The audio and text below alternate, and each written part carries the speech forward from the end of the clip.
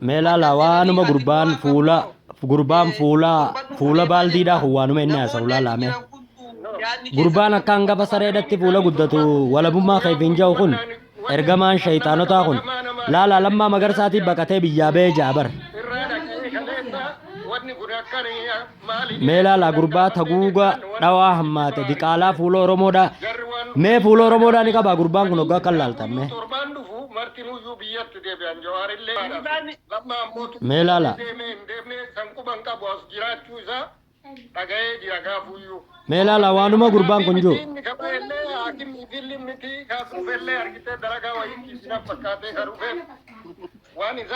Tikof lala logaa gurbaan lammaan baqatee biyyaan baanee dalagaadhaaf Ameerikaa dhufe jeen ergamtichi shaneedha hafuula baaldiidha gurbaan akka hangafa sareedhaan mataa guddatu kun ni qof lalaa laame. Namaani biyya keessaa gaafachiifne jennaan nama sadii gaafachiifne namni tokko maal jedhee leenjiidhaaf deemee jedhee nu hime namni tokkichi immoo kabiraa immoo maal jedhee lammaanii ni dhukkubaa mana yaalaa deeme jedhee biyya alaa mana yaalaa jireedhee hime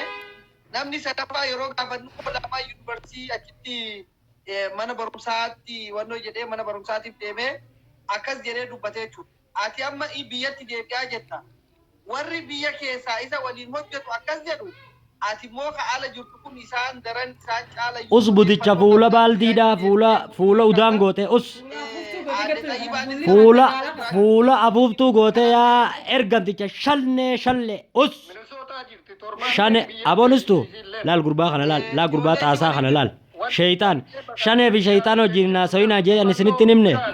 mee laala waa inni fakkaatu mee rabbii isinuu mee laala sodaadhaati mee laala fuullisaa akka hangafa sareedhatti wanni fakkaata mee laal mee fuuluma isaa kana laala mee Oromoon akka fuula guddattu hin jirtu laal akka dubbii irra muru laal hambaataadhaa tokkodha fuula bal'ata ihee yoon kifeet fuula markaba addunyaadhaa goote shanee keessaa iyyuun hin jirtu shaneen furdaa akka afuuftuu akka fuula bal'aadhaa kana malee furdaa malee guddaa hin qabu laal mee waanuma inni jiru mee rabbuma keessa sodaadha laal mee hoggaa dubbatu laala mucaa kana gurbaa kana laal mee fuula afuuftuu godhee okay ja ati maa waamaan taateef nama gaafachiifne ja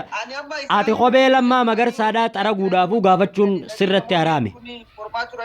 akkamitti ati kophee lammaa magarsaatu maxxansuudhaaf sirratti ati gaafachuun sirratti hin taatu afuuftuu fuula distiidha hin baatu asii bahi deemi dhabaman rabbisi